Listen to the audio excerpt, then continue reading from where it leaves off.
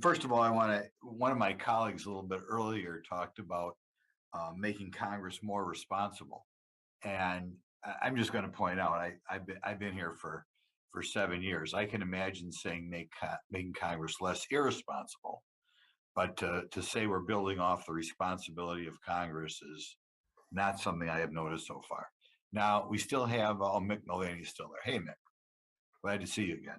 I got a question for you. It seems to me that one of the results of excessive spending is inflation. And I'm not even sure all members of the Federal Reserve get that right now. But is that true? And do you believe the current, I guess I'd call it cruel tax because Congress never votes on it. It's really a regressive tax. It hurts the little guy the most. But do you believe the current penalty on the average American housing costs, fuel costs, food costs is caused by excessive federal spending? Yeah, Glenn, you and I are old enough, as are a couple of people on this committee, not nearly as many as I'd like, but because I don't want to feel like I'm the elder statesman here. Remember what inflation is. Inflation is too much money chasing too few goods. And right now, because a lot of the policies you've got in Washington, D.C., y'all are pumping money into the system. Now, granted, a lot of that was necessary because of COVID. I'm not trying to criticize everything that happens, but you have had the end result of what you've done is to dump a whole bunch of money in the system. At the same time, because of COVID, but also because of some of the policies, re-regulating the economy, for example, it's been harder and harder to get goods to market. So more money chasing fewer goods equals inflation. And it is the worst kind of tax. It absolutely is. Yeah, you don't vote on it, but it does impact the folks that my Democrat friends say they care the most about, the folks at the bottom end of the economic scale. It affects them more than anybody else and negatively. I own assets. Okay. Many people on this call own assets. Our assets are going up in value because of inflation.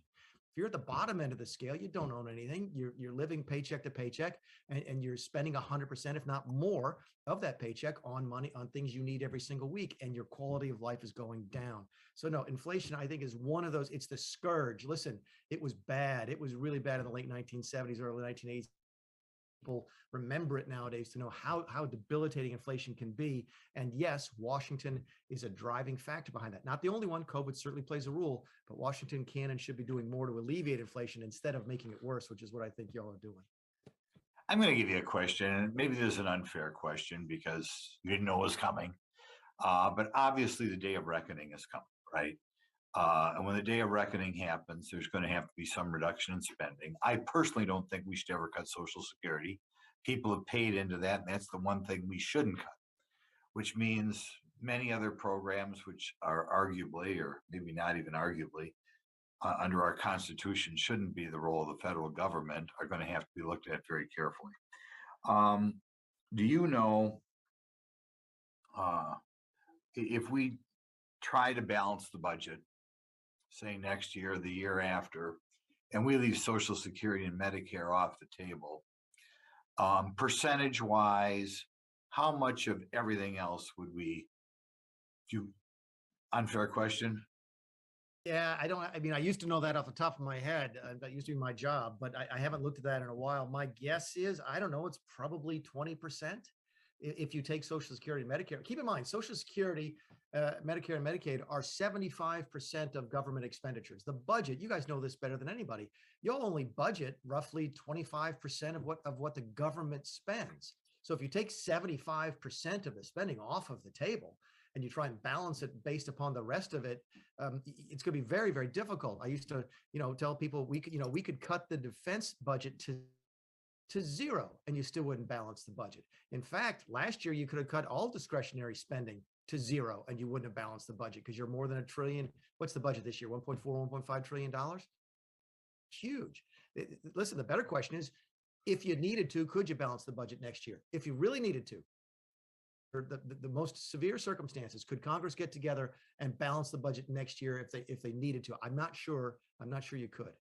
Okay, I'm kind of jealous of Chairman Yarmouth and maybe jealous of you, Director Mulvaney. I can't remember when you got here. You were here when the sequester was put in place. I think maybe the best piece of public policy we've seen in the last 20 years. Do you believe the sequester would have happened without the requirement for a debt deal? guaranteed 100% the budget control, which included the sequester, never would have happened but for a debt ceiling discussion. When I look at the last I 7 years, go ahead. There's anybody on this committee, anybody in Congress who would disagree with that statement? Absolutely tremendous. I think maybe people on the committee are we can distribute next time we meet the increase every year in discretionary spending for the last 20 years and see the wonderful 7-year period of sequester. Now, I know eventually when the Republicans were in charge, some people felt the need to break it, but I think it's something that we could perhaps revisit in the future since it's something that both sides agreed upon once. I think, can I ask, did his clock malfunction? Doesn't seem like he's been there for 5 minutes. It shows expired, Mr. Grothman, but I'm going to give you That's just time. because Grothman is so engaging. He slows down time when he talks. If you have one more question, Glenn, go ahead and ask it. Okay, that's okay. We'll leave it at that. But I appreciate you having the hearing. As you know, I'm hopeful for many more hearings. I've always loved the budget committee. So thank you for having us the hearing, Chairman Yarmouth. And I hope it's the first of several.